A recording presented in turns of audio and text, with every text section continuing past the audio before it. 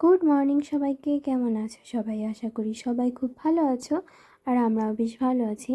আর আজকে আমরা যাচ্ছি বর্ধমানে পিসির বাড়িতে। পিসি বলতে ওর পিসি, সেখানে আমাদের সবাইকে ইনভাইট করা হয়েছে, কারণ আমাদের বাড়িতে নতুন বউ এসেছে। নতুন বউটা কিন্তু আমি, তো সেই জন্য ইনভাইট করেছে আমাদের সবাইকে।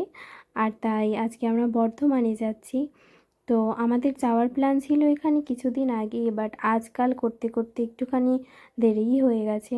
কিন্তু আজকে আমরা সবাই মিলে অ্যাট লাস্ট যাচ্ছি। তো বেশ সকালবেলা আমরা বেরিয়েছি। আমাদের সকাল 10টা 15-তে শিয়ালদা থেকে ট্রেন ছিল, আর আমাদের বর্ধমান পৌঁছাতে পৌঁছাতে টাইম লেগে গেছিল প্রায় 1:30। তো বুঝতেই পারছো কত বড় একটা ট্রেন জার্নি ছিল। আর লাস্টের দিকে আমি ভীষণই বোরিং হয়ে যাচ্ছিলাম, কারণ এতটা টাইম একটা জায়গায় বসে থাকা সত্যিই কষ্টকর। আর কলকাতা থেকে কিন্তু বর্ধমান অনেক অনেক অনেকটা দূর।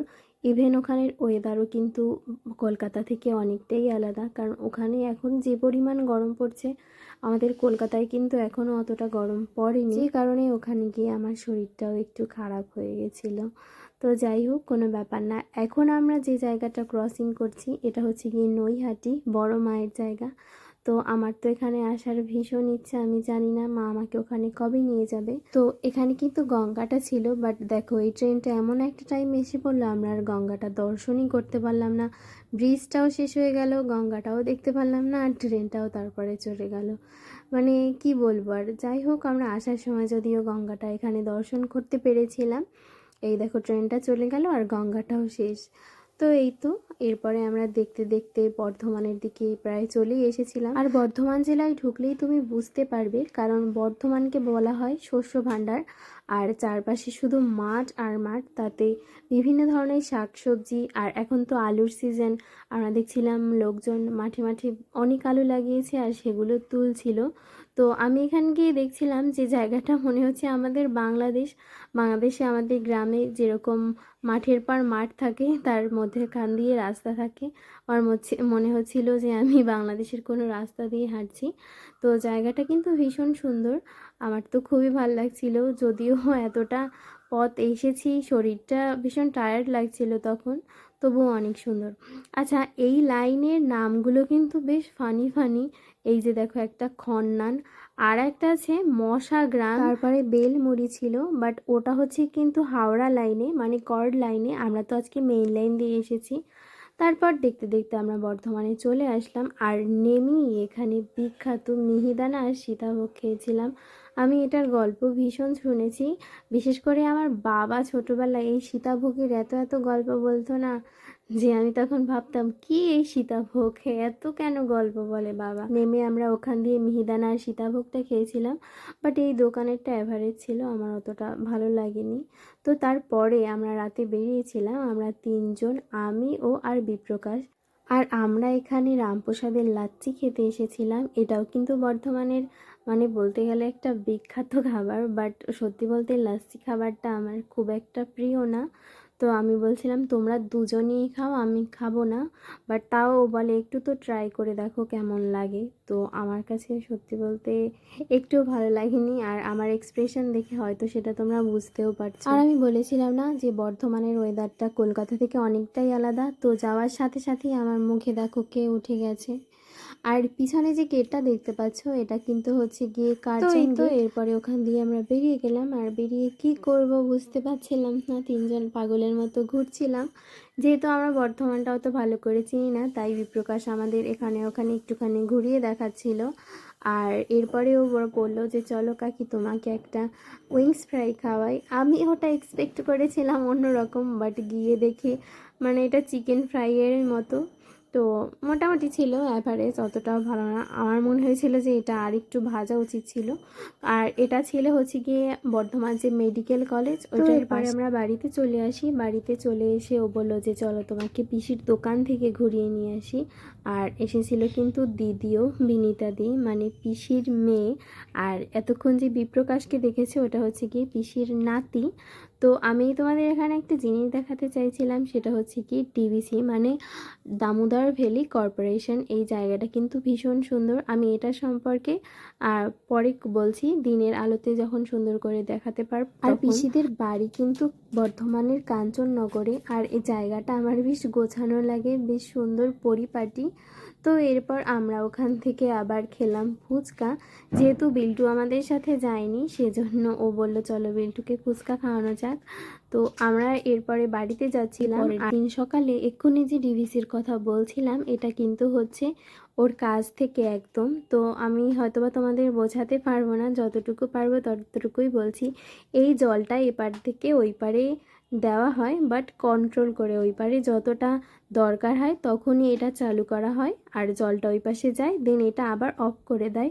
তো এখন এটা অফ, যখন এটা অন থাকে তখন মানে এগুলো দিয়ে ঝর্ণার মতো জল পড়ে। আর এটা হচ্ছে কি এটার একটু এই পাশে এসে, এটার নাম হচ্ছে বাঁকা, মানে ওই ডিভিসি দিয়েই জল আসে একটু বেঁকিয়ে। আর এটা কিন্তু বেশ গভীর, বলতে গেলে 3 থেকে 4 তলা। ওই যে দেখতে পাচ্ছ এটা বেঁকে এসেছে, সেই জন্য এটার নাম বাঁকা। আর তখন কিন্তু এই গেটটা খুলে দেওয়া হয় আর জল বেরিয়ে এদিকে আসে। তো এটা কিন্তু অনেক গভীর, যেটা বলছিলাম। আর সত্যি বলতে এই জায়গাটা কিন্তু একটু পাহাড়ি পাহাড়ি টাইপের, মাটিগুলোর রং লাল। আর এই দেখো গাছের গোড়ায় কে ঘুমাচ্ছে। তারপরে আমরা মানে আশেপাশে একটু ঘুরে দেখছিলাম। এরপরে আমরা যেটা একটা জায়গায় যাব, ওই জায়গাটা তো আরও একটু আগেই বলছিলাম, বর্ধমানে অনেক শাকসবজি চাষ করা হয়, অনেক ধান হয়। তো এই দেখো এই মাঠটায় কত ধান লাগিয়েছে, আর এখানে কিন্তু বেশ হাওয়া দিচ্ছিল। তো ধান গাছগুলো একদম মানে হাওয়ার দোলে এরকম দুলছিল ওরা। তো এই তো এরপরে আমি এখানে একটা জবা ফুল গাছ দেখতে পেলাম। তো ওখান থেকে একটা ফুল ছিঁড়ে আমি কানে দেব। আমি এখানে একটা জিনিস খেয়াল করছিলাম, এখানের প্রত্যেকটা বাড়িতেই কিন্তু অনেক অনেক ফুল গাছ লাগানো। তো আমি ওখান থেকে অনেক অনেক ফুল গাছ নিয়ে এসেছি। তো চলো এবার ওখানে যাওয়া যাক। আর আমি এই ফুলটা ছিঁড়েছি বলে একজন আমাকে কি বকা বকছিল, বাট ও যার গাছ সে বলে তুমি নাও, একটা ফুল নিলে কি হবে, কালকে তো ঝরেই যাবে। তো এই তো তারপরে আমরা যাচ্ছিলাম, দেখো মনে হচ্ছে না আমরা পাহাড়ে যাচ্ছি। তো বিল্টু মোটে ক্যামেরায় আসতে চায় না, ও সবসময় পিছনে থাকতে চায়। সেজন্য ও যাচ্ছিল, পরে আবার ফিরে এসে বলে তো আমি তোমার পিছনে যাব। তো এটা একটা বেশ অদ্ভুত জায়গা। আর জায়গাটার নাম হয়তো বা সাইফুন নামে এরকম কিছু হবে, আমার ঠিক খেয়াল নেই। তো এই যে মানে আমার ক্যামেরার ডান দিক যে দেখতে পাচ্ছ, ওটা হচ্ছে গিয়ে জলটা সোজাসুজি যায়। আর এই যে দিকটা দেখতে পাচ্ছ এইটা, ওইটা নিচ থেকে যায় আবার ওই দিকে।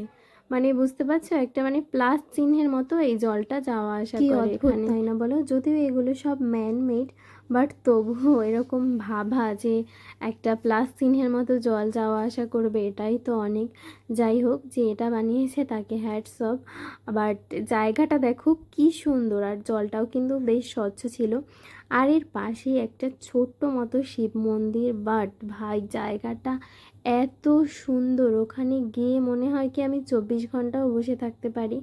একটা বিশাল বড় বট গাছ, আর তার নিচে মহাদেবের ছোট্ট একটা মন্দির। মানে কি বলবো, মানে ওখানে তোমাদের যেতে হবে ভাই, না গেলে বুঝতে পারবে না, এত সুন্দর। আর এই জায়গাটার নাম কিন্তু এখানের মানুষজন দিয়েছে কৈলাস। তো দেখো জায়গাটাও সেরকম সুন্দর, আর নামটাও আবার সেরকম সুন্দরই দিয়েছে।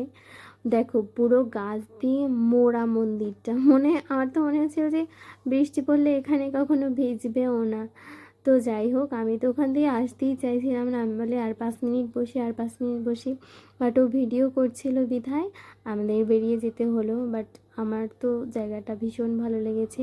যদিও আমি এগুলো কিন্তু অনেক আগেই দেখেছি, যখন আশীর্বাদের পর এসেছিলাম তখন কিন্তু আমি পিসিদের বাড়িতে এসেছিলাম। আর পিসি কিন্তু আমাকে ভীষণ ভালোবাসে। তোমাদের একটু পরে পিসিকে দেখাচ্ছি।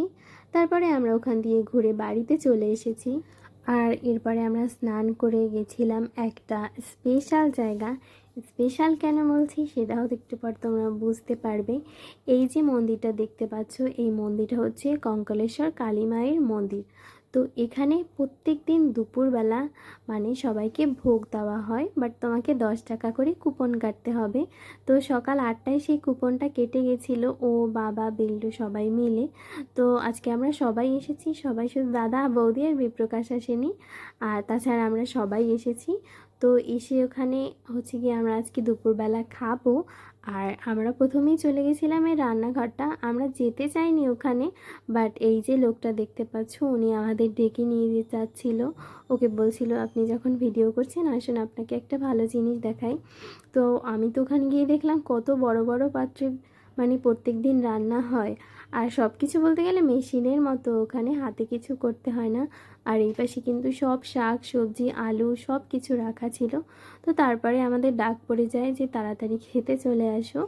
তো তারপরে হাত ধুয়ে চলে আসলাম। তো এখানে আমাদের প্রথমে দিয়েছিল ডাল ভাত, একটা সবজি আলু ভাজা দিয়েছিল, পরে আবার একটা সবজি দিয়েছিল, ওটা লাউয়ের ছিল। আমি এখন যেটা খাচ্ছি আর আমি ওটা বুঝতেই পারিনি ওটা লাউয়ের, কারণ ওটা খেতে এতই সুস্বাদু ছিল।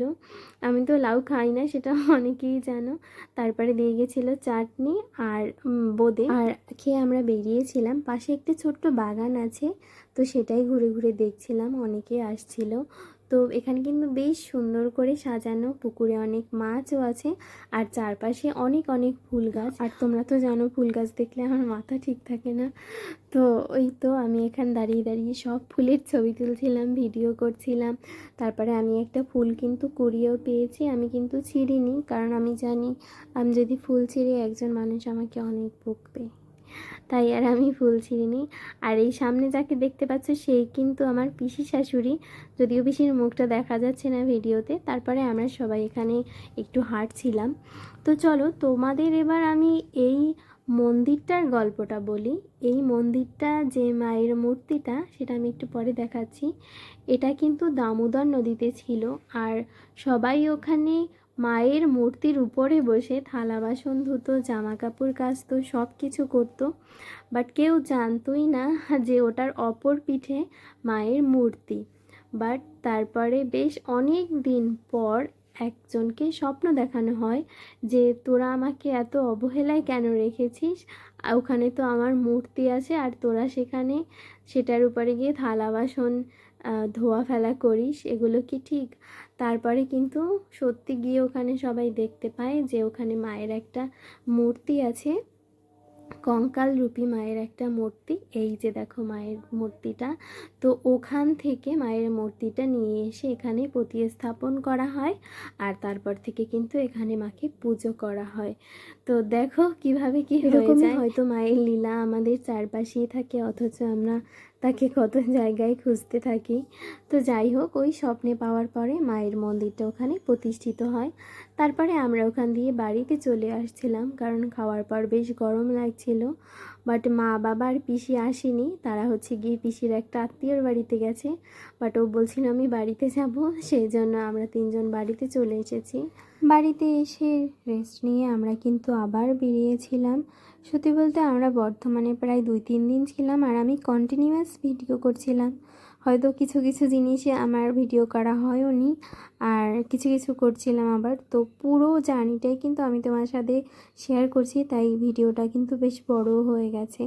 তো বিকালে আবার আমরা তিনজনে বেরিয়েছিলাম একটু দামোদর নদীর পাড়েতে যাওয়ার জন্য।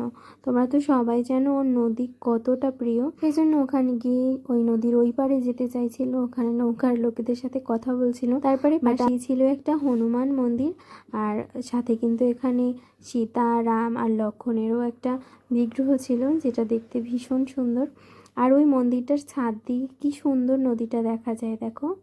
আর এটা হচ্ছে গিয়ে গম, যেটা আমি ফার্স্ট টাইম দেখলাম, আগে আমি কখনো গম দেখিনি।